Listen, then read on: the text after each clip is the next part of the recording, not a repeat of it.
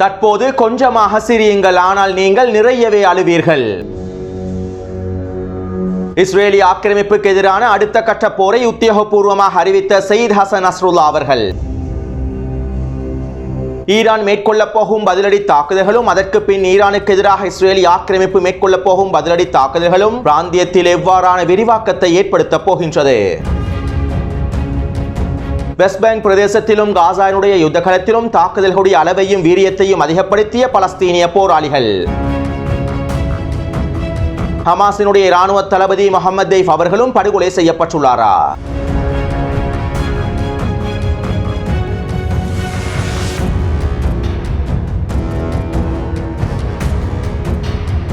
ஹமாஸினுடைய அரசியல் தலைவர் இஸ்மாயில் ஹனியா அவர்கள் படுகொலை செய்யப்பட்டதற்கு பிறகு வெஸ்ட் பேங்க் பிரதேசத்திலே பலஸ்தீனிய போராளிகள் தாக்குதலுடைய வீரியத்தையும் அதிகரித்துள்ளார்கள். கடந்த 48 மணித்தியாலங்களுக்குள் மாத்திரம் வெஸ்ட் பேங்க் பிரதேசம் முழுவதும் 30க்கும் அதிகமான தாக்குதல்கள் மேற்கொள்ளப்பட்டுள்ளன. இஸ்ரேலிய ஆக்கிரமிப்பு இனப்படுகொலை பயங்கரவாத இராணுவம் வெஸ்ட் பேங்கினுடைய ஜெனின், டூபாஸ், நப்லஸ் மற்றும் துல்கராம் ஆகிய பிரதேசங்களினூடாக ஊடுருவி இருந்தாலும் குறித்த பிரதேசங்களிலே பலஸ்தீனிய போராளிகள் உச்சக்கட்ட தாக்குதல்களை மேற்கொண்டிருந்தார்கள். அது மட்டுமல்லாமல் இஸ்மாயில் ஹனியாவுடைய படுகொலைக்கு பழிவாங்கும் முகமாக அடுத்த கட்ட தாக்குதல்களை மேற்கொண்டிருந்தார்கள். இதற்கமைவாக ஜெனின் பிரதேசத்தில் இருக்கக்கூடிய அல் கஸ்ஸாம் படையினரும் அல் குதுஸ் படையினரும் ஒன்றிணைந்து ஜெனின் பிரதேசத்திற்குள்ளே ஊடுருவி இருக்கக்கூடிய இஸ்ரேலிய ஆக்கிரமிப்பு சிப்பாய்களுக்கு எதிராக 5 வெடிகுண்டு தாக்குதல்களையும் நேரடி துப்பாக்கிச் சூட்டு தாக்குதல்களையும் மேற்கொண்டுள்ளார்கள். இந்த தாக்குதலினால் 2 ஜீப் வண்டிகள் சிதைக்கப்பட்டுள்ளன.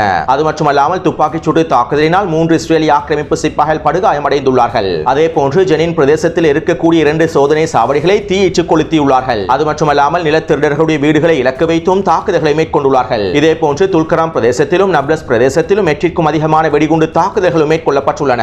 இந்த தாக்குதலினால் 2 புல்டோசர் வண்டிகள் சிதைக்கப்பட்டிருப்பதாகவும் தெரிவிக்கப்படுகின்றது. அது மட்டுமல்லாமல் குறித்த பிரதேசத்தில் கத்திக்குத்து தாக்குதல்களும் மேற்கொள்ளப்பட்டுள்ளன. 2 இஸ்ரேலிய ஆக்கிரமிப்பு சிப்பாய்கள் இலக்கு வைத்து கத்திக்குத்து தாக்குதல் மேற்கொள்ளப்பட்டுள்ளன. மேலும் குறித்த பிரதேசங்களில் இருக்கக்கூடிய சில இஸ்ரேலிய ஆக்கிரமிப்பின் சோதனை சாவடிகளையும் நிலத்திருடர்களுடைய பிரதேசங்களையும் தீயிட்டு கொளுத்தியுள்ளார்கள். அதே போன்று இஸ்ரேலிய ஆக்கிரமிப்பு இனப்படுகொலை பயங்கரவாத கோலை இராணுவமும் கடந்த 48 மணித்தியாலங்களுக்குள் வெஸ்ட் பேங்க் பிரதேசத்திலே 20க்கும் அதிகமான பலஸ்தீனிய மக்களை கைது செய்துள்ளார்கள். இன்று மாலை ஜெருசலம் பிரதேசத்திலே நிலத்திடர்களுக்கு சொந்தமான கட்டிடம் ஒன்றில் தீ ஏற்பட்டுள்ளது. பலஸ்தீனிய போராளிகளினால் தான் இந்த தீ ஏற்படுத்தப்பட்டிருப்பதாகவும் தெரிவிக்கப்படுகின்றது. ஏற்கனவே இஸ்ரேலிய ஆக்கிரமிப்பு வெஸ்ட் பேங்க் பிரதேசத்திலே விரிவாக்கத்தினை உத்தியோகபூர்வமாக ஆரம்பித்திருந்தது. இப்படியான நிலைமையில் இஸ்மாயில் ஹனியா அவர்களுடைய படுகொலைக்கு பிறகு வெஸ்ட் பேங்க் பிரதேசத்தில் இருக்கக்கூடிய பலஸ்தீனிய போராளிகளும் விரிவாக்கத்தினை அதிகப்படுத்தியுள்ளார்கள். அதே நேரம் வெஸ்ட் பேங்க் பிரதேசத்தில் இருக்கக்கூடிய பலஸ்தீனிய போராளிகள் கைகூலி அப்பாஸினுடைய படைகளுக்கு எதிராகவும் தாக்குதல்களை மேற்கொள்ள வேண்டிய சூழ்நிலைக்கு தள்ளப்பட்டுள்ளார்கள். கடந்த ஒரு வாரத்திற்குள் மாத்திரம் கைகூலி அப்பாஸினுடைய படைகளுக்கு எதிராக பலஸ்தீனிய போராளிகள் 10க்கும் அதிகமான தாக்குதல்களை மேற்கொண்டுள்ளார்கள். துல்கராம் பிரதேசத்தில் இருக்கக்கூடிய அல் குதுஸ் படையினுடைய தளபதியினை படுகொலை செய்வதற்காக கைகூலி அப்பாஸினுடைய பாதுகாப்பு படைகள் முயற்சி செய்திருந்தன.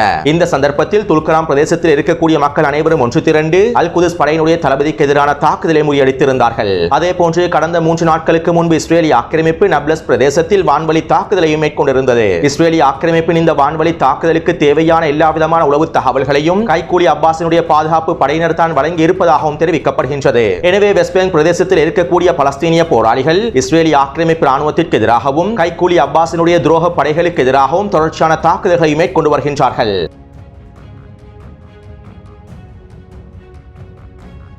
காசாவின் யுத்த களத்திலே ஹமாஸினுடைய இராணுவ தளபதி முகமது தெய்ப் அவர்களை நாங்கள் படுகொலை செய்துவிட்டோம் என இஸ்ரேலிய ஆக்கிரமிப்பு இனப்படுகொலை இராணுவம் உத்தியோகபூர்வமாக அறிவித்துள்ளது. இஸ்மாயில் ஹனியா அவர்களை படுகொலை செய்து 24 மணித்தியாலங்களுக்குள் இஸ்ரேலிய ஆக்கிரமிப்பு இனப்படுகொலை இராணுவம் முகமது தெய்ப் அவர்களையும் படுகொலை செய்திருப்பதாக உத்தியோகபூர்வமாக அறிவித்துள்ளது. ஏற்கனவே இஸ்ரேலிய ஆக்கிரமிப்பு இனப்படுகொலை இராணுவம் நாங்கள் முகமது தெய்ப் அவர்களை படுகொலை செய்துவிட்டோம் என 7 தடவை உத்தியோகபூர்வமாக அறிவித்துள்ளது. தற்போது 8வது தடவையாக முகமது தெய்ப் அவர்கள் படுகொலை செய்யப்பட்டிருப்பதாக இஸ்ரேலிய ஆக்கிரமிப்பு படுகொலை பயங்கரவாத கோலை இராணுவம் அறிவித்துள்ளது. எனவே இஸ்ரேலிய ஆக்கிரமிப்பு இராணுவத்தினுடைய தகவல்களுக்கு அடிப்படையில் ஹமாஸினுடைய இராணுவ தளபதி முகமது தெய்ப் அவர்கள் 8வது தடவையாக படுகொலை செய்யப்பட்டுள்ளார். ஒரே தளபதி 8 தடவை படுகொலை செய்யப்பட்டிருப்பது இஸ்ரேலிய ஆக்கிரமிப்பு வரலாற்றிலே மிகப்பெரிய சாதனையாகும். அத்தோடு இஸ்ரேலிய ஆக்கிரமிப்பின் இந்த வரலாற்று சாதனையை பல ஊடகங்கள் தலைப்புச் செய்திகளாகவும் வெளியிட்டிருந்தன.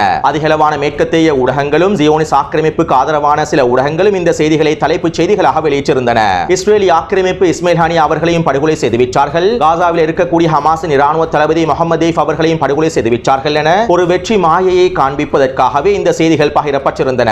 அதே நேரம் ஹமாஸினுடைய இராணுவ தளபதி முகமது தெய்ஃப் அவர்கள் இஸ்ரேல் ஆக்கிரமிப்பின் இந்த உத்தியோகபூர்வமான அறிவித்தல்களை கேட்டுக்கொண்டிருக்கின்றார் என்றும் அவருடைய படுகொலை செய்திகளை அவதானித்துக் கொண்டிருக்கின்றார் என்றும் ஹமாஸினுடைய மூத்த தலைவர்களில் ஒருவரான மர்தாவி அவர்கள் மீண்டும் குறிப்பிட்டுள்ளார். அடுத்து பலஸ்தீனிய போராளிகள் காசாவின் யுத்தகலத்திலே தொடர்ச்சியாக தரமான தாக்குதல்களை மேற்கொண்டு வருகின்றார்கள். அரசியல் தலைவர் இஸ்மேல் ஹனியா அவர்கள் படுகொலை செய்யப்பட்டிருந்தாலும் அதனுடைய தாக்கமானது காசாவின் யுத்தகலத்தில் எதிரொலிக்கவில்லை. மேலும் பலஸ்தீனிய போராளிகளுடைய தாக்குதல்களும் நிறுத்தப்படவில்லை. மாறாக பலஸ்தீனிய போராளிகள் காசாவின் யுத்தகலத்தில் தாக்குதல்களுடைய எண்ணிக்கையையும் வீரியத்தையும் அதிகப்படுத்தியுள்ளார்கள். தற்போது காசாவின் யுத்தகலத்தில் வடக்கு காசாவினுடைய தெற்கு பிரதேசமான தால் அல் ஹவா பிரதேசத்திலும் வடக்கு காசாவிற்கும் மத்திய காசாவிற்கும் இடைப்பட்ட பிரதேசமான நட்சரிம் பிரதேசத்திலும் தெற்கு காசாவினுடைய கான் யூனிஸ் வடகிழக்கு பிரதேசமான அல் கராரா பிரதேசத்திலும் ரஃபாயினுடைய தெற்கு மேற்கு மற்றும் கிழக்கு பிரதேசங்களிலும் தாக்குதல்களும் மோதல்களும் இடம்பெற்று வருகின்றன.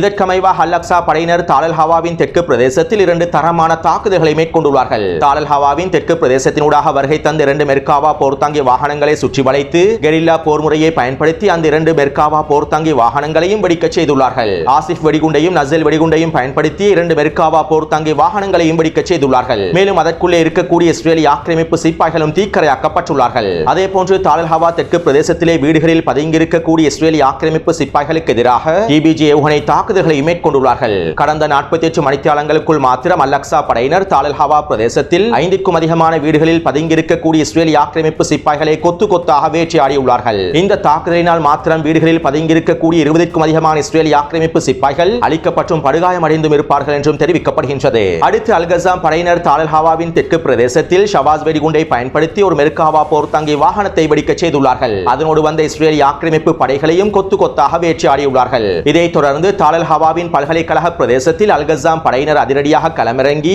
ஒஃபென்சிவ் தாக்குதல்களை மேற்கொண்டுள்ளார்கள். குறித்த பிரதேசத்திலே பல்கலைக்கழக கட்டிடங்களுக்குள் பதுங்கியிருக்கக்கூடிய இஸ்ரேலிய ஆக்கிரமிப்பு சிப்பாய்களை சுற்றி வளைத்து இயந்திர துப்பாக்கிச் சூட்டு தாக்குதல்களையும் ஆர்பிஜி ஏவுகணை தாக்குதல்களை மேற்கொண்டுள்ளார்கள். இதன்போது பல்கலைக்கழகத்திலே 3 கட்டிடங்களில் இருக்கக்கூடிய இஸ்ரேலிய ஆக்கிரமிப்பு சிப்பாய்கள் அழிக்கப்பட்டுள்ளார்கள். அடுத்து அல் குதுஸ் படையினர் தால் அல் ஹவாவின் தெற்கு பிரதேசத்திலும் மேற்கு பிரதேசத்திலும் நிலை கொண்டிருக்கக்கூடிய இஸ்ரேலிய ஆக்கிரமிப்பு சிப்பாய்களை இலக்கு வைத்தும் போர்த்தாங்கி வாகனங்களை இலக்கு வைத்தும் அபாபில் ஏவுகணை தாக்குதலை மேற்கொண்டுள்ளார்கள். மேலும் குறித்த பிரதேசத்திலே கெரில்லா போர் முறையை பயன்படுத்தி ஒரு மெர்காவா போர்த்தாங்கி வாகனத்தையும் ஒரு புல்டோசர் வண்டியையும் அளித்துள்ளார்கள். அடுத்து மத்திய காசானுடைய புரூஜை கிழக்கு பிரதேசத்திலும் ஜுஹ்ரல்திக் பிரதேசத்திலும் இஸ்ரேலிய ஆக்கிரமிப்பு சிப்பாய்கள் நிலை கொண்டுள்ளார்கள். குறித்த பிரதேசத்தினூடாக இன்னும் தரைவழி தாக்குதல்கள் ஆரம்பிக்கப்படவில்லை. இருப்பினும் குறித்த பகுதியில் இருக்கக்கூடிய அல் கஸாம் படையினரும் அல் குதுஸ் படையினரும் ஒன்றிணைந்து இந்த பகுதிகளில் நிலை கொண்டிருக்கக்கூடிய இஸ்ரேலிய ஆக்கிரமிப்பு சிப்பாய்களை இலக்கு வைத்து மோட்டார் குண்டு தாக்குதல்களையும் ஏவுகணை தாக்குதல்களையும் மேற்கொண்டு வருகின்றார்கள். மேலும் அல் கஸாம் படையினர் அவர்களுடைய புதிய ஏவுகணையான SK-8 ஏவுகணையை களமிறக்கி ஜுஹ்ரல்திக் பிரதேசத்திலே நிலை கொண்டிருக்கக்கூடிய இஸ்ரேலிய ஆக்கிரமிப்பு படைகளை இலக்கு வைத்தும் தாக்குதல்களை மேற்கொண்டுள்ளார்கள். அடுத்து தெற்கு காசானுடைய கான் யூனிஸ் கிழக்கு பிரதேசத்திலிருந்து இஸ்ரேலிய ஆக்கிரமிப்பு இனப்படுகொலை பயங்கரவாத இராணுவம் தெரித்து ஓடிவிட்டது.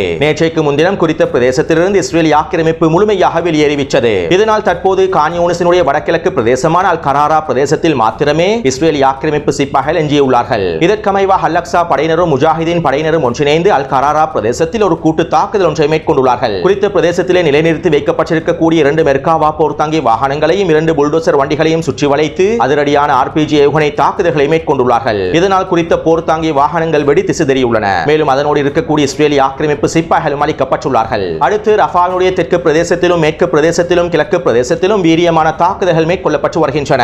இதற்கமைவாக அல் கஸாம் படையினர் ரஃபா நகர் கர்ஹாமில் இருக்கக்கூடிய ஷபூரா பிரதேசத்தில் அதிரடியான ஒஃபென்சிவ் தாக்குதல்களை மேற்கொண்டுள்ளார்கள். குறித்த பிரதேசத்திலே வீடுகளுக்குள் இஸ்ரேலிய ஆக்கிரமிப்பு சிப்பாய்கள் பதுங்கி இருந்துள்ளார்கள். இவ்வாறு இருக்கக்கூடிய இஸ்ரேலிய ஆக்கிரமிப்பு சிப்பாய்கள் இலக்கு வைத்துதான் இந்த ஒஃபென்சிவ் தாக்குதலை மேற்கொண்டுள்ளார்கள். இதன்போது ஏராளமான அல் கஸாம் படையினர் களமிறங்கி குறித்த வீடுகளுக்குள் பதுங்கியிருக்கக்கூடிய இஸ்ரேலிய ஆக்கிரமிப்பு சிப்பாய்களை பூஜ்ய தூரத்தில் அளித்துள்ளார்கள். மேலும் குறித்த பிரதேசத்திலே யாசின் ஏவுகணை மூலமாக ஒரு மெர்காவா போர்த்தாங்கி வாகனத்தையும் அளித்துள்ளார்கள். இதே போன்று அல் கஸாம் படையினர் ஷபூராவின் மேற்கு பிரதேசத்திலும் ஒஃபென்சிவ் தாக்குதல்களை மேற்கொண்டுள்ளார்கள். குறித்த பிரதேசத்தில் இருக்கக்கூடிய சிப்பாய்கள் இலக்கு வைத்து எந்திர துப்பாக்கிச் சூட்டு தாக்குதல்களை மேற்கொண்டுள்ளார்கள். இந்த தாக்குதலினால் பூஜ்ய தூரத்தில் பல இஸ்ரேலிய ஆக்கிரமிப்பு சிப்பாய்கள் வேட்டையாடப்பட்டுள்ளார்கள். மேலும் குறித்த பிரதேசத்திலே யாசின் ஏவுகணை மூலமாக ஒரு மெர்காவா போர்த்தாங்கி வாகனத்தையும் அளித்துள்ளார்கள். அடுத்து ரஃபானுடைய கிழக்கு பிரதேசமான அல் ஷவுகா பிரதேசத்தில் அல் கஸாம் படையினர் அதிரடியாக களமிறங்கி கெரில்லா போர் முறையை பயன்படுத்தி 2 மெர்காவா போர்த்தாங்கி வாகனங்களையும் 2 புல்டோசர் வண்டிகளையும் ஒன்றன் பின் ஒன்றாக தட்டி தூக்கியுள்ளார்கள். மேலும் அதனோடு வந்த இஸ்ரேலிய ஆக்கிரமிப்பு சிப்பாய்களுக்கு எதிராக துப்பாக்கிச் சூட்டு தாக்குதல்களையும் ஆர்பிஜி ஏவுகணை தாக்குதல்களையும் மேற்கொண்டுள்ளார்கள். இந்த தாக்குதலை தொடர்ந்து அல் கஸாம் படையினர் தால் சுல்தானின் அல் ஃபிர்தௌஸ் பாடசாலை கர்ஹாமையில் ஷவாஸ் வெடிகுண்டை பயன்படுத்தி 2 மெர்காவா போர்த்தாங்கி வாகனங்களையும் அளித்துள்ளார்கள். இந்த தாக்குதலை தொடர்ந்து அல் கஸாம் படையினர் மீண்டும் அல் ஷவுகா பிரதேச பிரதேசத்திலே தரமான 2 தாக்குதல்களை மேற்கொண்டுள்ளார்கள். குறித்த பிரதேசத்தினூடாக வருகை தந்த 3 மெர்காவா போர்த்தாங்கி வாகனங்களை ஒன்றன் பின் ஒன்றாக அளித்துள்ளார்கள். மேலும் ஷவாஸ் வெடிகுண்டை பயன்படுத்தி 2 புல்டோசர் வண்டிகளையும் அளித்துள்ளார்கள். அடுத்து அல் குதுஸ் படையினரும் அல்கசாம் படையினரும் ஒன்றிணைந்து ஷபூரா தெற்கு பிரதேசத்தில் ஒரு கூட்டு தாக்குதல் ஒன்றை மேற்கொண்டுள்ளார்கள். இதன் மூலமாக குறித்த பிரதேசத்திலே ஒஃபென்சிவ் தாக்குதல்களை மேற்கொண்டுவிட்டு யாசின் ஏவுகணை மூலமாகவும் ஷவாஸ் வெடிகுண்டின் மூலமாகவும் 2 மெர்காவா போர்த்தாங்கி வாகனங்களையும் அளித்துள்ளார்கள். அடுத்து அல்-அக்ஸா படையினர் ஷபூரா பிரதேசத்திலே ஒரு மெர்காவா போர்த்தாங்கி வாகனத்தையும் அல் ஷவுகா பிரதேசத்திலே ஒரு மெர்காவா போர்த்தாங்கி வாகனத்தையும் தாரல் சுல்தான் பிரதேசத்தில் இன்னும் ஒரு மெர்காவா போர்த்தாங்கி வாகனத்தையும் அளித்துள்ளார்கள். அடுத்து முஜாஹிதீன் படையினரும் உமர் அல் காசிம் படையினரும் ஒன்றிணைந்து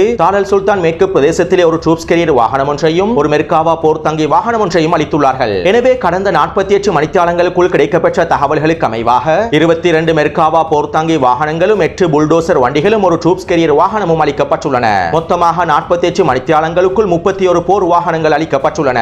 அதே போன்று 60க்கும் அதிகமான இஸ்ரேலிய ஆக்கிரமிப்பு சிப்பாய்கள் கொத்து கொத்தாக வேட்டையாடப்பட்டுள்ளார்கள். மேலும் 30க்கும் அதிகமான இஸ்ரேலிய ஆக்கிரமிப்பு சிப்பாய்கள் ஊனமுற்றவர்களாக மாறியிருக்கலாம்.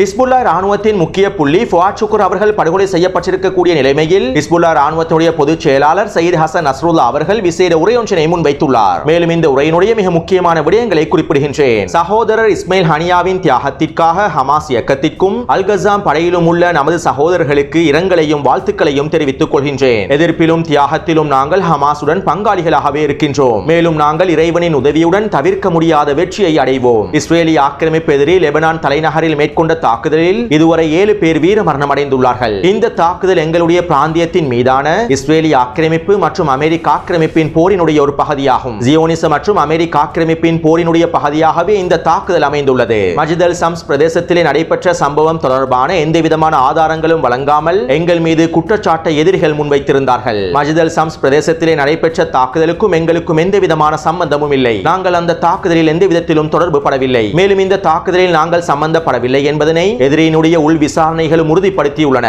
அதே போன்று நாங்கள் தவறு செய்திருந்தால் நிச்சயமாக அவற்றினை ஒப்புக்கொண்டிருப்போம். குறித்த தாக்குதல் தவறுதலாக நடைபெற்ற தாக்குதலாக இருந்தால் ஒப்புக்கொள்வதற்கான தைரியமும் எங்களுக்கு உள்ளது. அத்தோடு காசாவிற்கான எங்களுடைய ஆதரவிற்கும் பலஸ்தீனிய பிரச்சினைக்கான எங்களுடைய ஆதரவிற்கும் நாங்கள் விலை கொடுத்து வருகின்றோம். மேலும் நாங்கள் இந்த விலையையும் முழுமையாக ஏற்றுக்கொண்டுள்ளோம். எங்களுடைய தளபதி இஸ்ரேலிய ஆக்கிரமிப்பினால் படுகொலை செய்யப்பட்டிருப்பது எந்த விதமான மாற்றத்தையும் ஏற்படுத்தாது. மேலும் அவருடைய வெற்றிடத்திற்கு புதிய தளபதிகள் நியமிக்கப்படுவார்கள். தற்போது நாங்கள் அனைத்து முனைகளிலும் ஒரு வெளிப்படையான போரில் இருக்கின்றோம். மேலும் இந்த போரானது தற்போது புதிய கட்டத்தை நோக்கி நுழைந்துள்ளது. இந்த போரானது புதிய பரிமாணத்தை நோக்கி நுழைந்துள்ளது. சகோதரர் இஸ்மைல் ஹனியானுடைய படுகொலை தாக்குதலை ஈரான் அவர்களுடைய தேசிய பாதுகாப்பு மற்றும் இறையாண்மை மீதான தாக்குதலாகவே கருதுகின்றது. ஈரானினுடைய தேசிய பாதுகாப்பிற்கு எதிராக மேற்கொள்ளப்பட்ட தாக்குதலாகவே கருதுகின்றது. மேலும் முக்கியமாக இது ஈரானினுடைய மரியாதைக்கு எதிரான தாக்குதலாகும். தெஹ்ரானிலே இஸ்மைல் ஹனியா அவர்கள் படுகொலை செய்யப்பட்டதற்கு ஈரான் அமைதியாக இருக்கும் என்று அவர்கள் நினைக்கின்றார்களா? நான் இஸ்ரேலிய ஆக்கிரமிப்பு எதிரியிடம் ஒரு விடயத்தை கூறிக்கொள்கின்றேன். தற்போது கொஞ்சம் சிரியுங்கள், ஆனால் நீங்கள் நிறையவே அழுவீர்கள். நீங்கள் எந்த கோடுகளை தாண்டியுள்ளீர்கள், எந்த வகையான ஆக்கிரமிப்பை செய்துள்ளீர்கள் என்பது உங்களுக்கு தெரியாது. எனவே எதிரிகளும் நண்பர்களும் இவற்றினை தெரிந்து கொள்ளுங்கள். தற்போது காசாவுக்கான அனைத்து ஆதரவு முனைகளும் புதிய கட்டத்திற்குள் நுழைந்துள்ளோம். நாங்கள் இந்த யுத்தத்தினை புதிய கட்டத்திற்கு நகர்த்தியுள்ளோம். இந்த தேசத்தின் கௌரவர்களின் கோபத்திற்கும் பழிவாங்கலுக்கும் எதிரி காத்திருக்க வேண்டும். அனைத்து முனைகளிலும் படுகொலைகளை மேற்கொண்டு அழுத்தங்களை வழங்குவதன் மூலமாக காசாவில் இருக்கக்கூடிய பலஸ்தீன் எதிர்ப்பை கட்டுப்படுத்த முடியாது.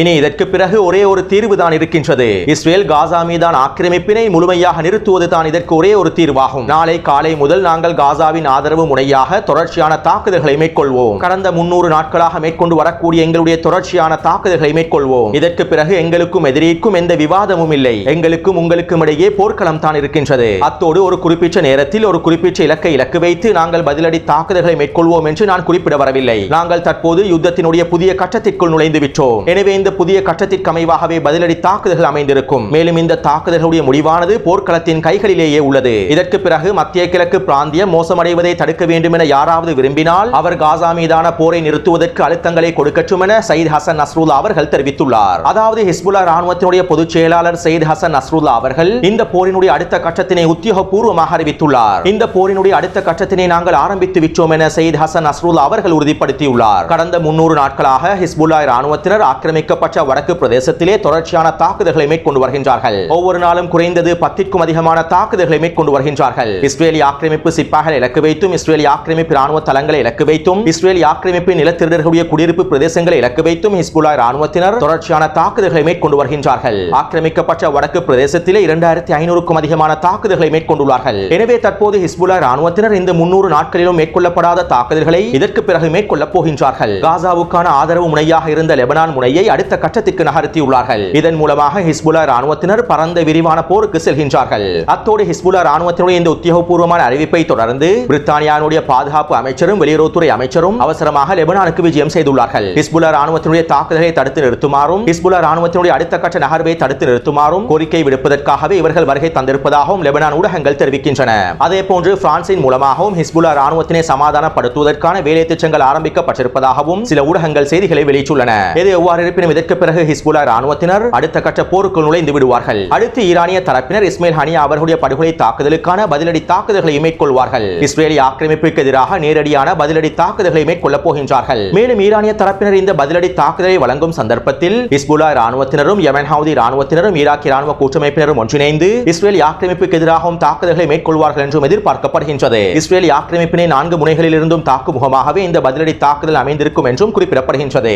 அத்தோடு ஹிஸ்புல்லாஹ் ராணுவத்துடன் யமன் ஹவுதி ராணுவத்தினரும், ஈராக்கிய ராணுவ கூட்டமைப்பினரும் இந்த போரினுடைய அடுத்த கட்டத்திற்கு நகர்ந்து விட்டார்கள். அதே நேரம் ஈரானினுடைய பதிலடி தாக்குதலானது நேரடியான பதிலடி தாக்குதலாகவும் ஒரு குறிப்பிட்ட பதிலடி தாக்குதலாகவும் அமைந்திருக்கும். ஆனால் இஸ்ரேலிய ஆக்கிரமிப்புக்கு எதிரான ஈரானினுடைய பதிலடி தாக்குதலுக்கு பிறகு இஸ்ரேலிய ஆக்கிரமிப்பு ஈரானிலே வான்வழி தாக்குதலை மேற்கொண்டால், ஈரானுக்கு எதிரான தாக்குதல்களையும் ஆரம்பித்தால், அதற்கு பிறகு ஈரானும் இந்த போரிலே முழுமையாக நுழைந்துவிடும். எனவே இங்கு 2 மிக முக்கியமான விடயங்கள் காணப்படுகின்றன. ஒன்று, ஹிஸ்புல்லாஹ் ராணுவத்தினரும், யமன் ஹவுதி ராணுவத்தினரும், ஈராக்கிய ராணுவ கூட்டமைப்பினரும் 300 நாட்களாக மேற்கொண்டு வந்த யுத்தத்தினை அடுத்த கட்டத்திற்கு நகர்த்தி விட்டார்கள். இரண்டாவது, ஈரானிய தரப்பினர் இஸ்மாயில் ஹனியானுடைய படுகொலைக்கு பதிலடி தாக்குதல்களை வழங்குவார்கள். இந்த தாக்குதல்கள் குறிப்பிடப்பட்ட தாக்குதலாக இருக்கும். ஆனால் நெட்டன்யாஹு குறிப்பிட்டதை போன்று அவர் ஈரானுக்கு எதிரான போரை விரும்பினால் நிச்சயமாக ஈரானுடைய பதிலடி தாக்குதலுக்கு பிறகு ஈரானுக்கு எதிரான தாக்குதல்களை மேற்கொள்வார். இந்த சந்தர்ப்பத்தில் ஈரானுக்கும் இஸ்ரேலிய ஆக்கிரமிப்புக்கும் இடையிலான மிகப்பெரிய போர் முனையானது திறக்கப்படும். அத்தோடு ஈரானிய தரப்பினர் ஈரான் முழுவதும் வான் பாதுகாப்பு அமைப்புகளை களமிறக்கியுள்ளார்கள். ரஷ்யாவுடைய S-300 வான் பாதுகாப்பு அமைப்புகள் ஈரானுடைய மேற்கு பிரதேசத்தில் முழுமையாக களமிறக்கப்பட்டிருப்பதாகவும் தெரிவிக்கப்படுகின்றது. அதே நேரம் இஸ்ரேலிய ஆக்கிரமிப்பும் இந்த தாக்குதலுக்கு தயாராகி வருவதாகவும் தெரிவிக்கப்படுகின்றது. எனவே இந்த யுத்தமானது பிராந்திய யுத்தமாக மாறுவதன் மூலமாகத்தான் காசானுடைய யுத்த களத்திற்கான தீர்வும் கிடைக்கப்பெறும். எனவே நாங்கள் பொறுத்திருந்து பார்ப்போம். அத்தோடு இந்த காணொளி தொடர்பான கருத்துக்களையும் பதிவிடுங்கள். தொடர்ந்து என்னுடன் இணைந்திருங்கள். நன்றி, வணக்கம்.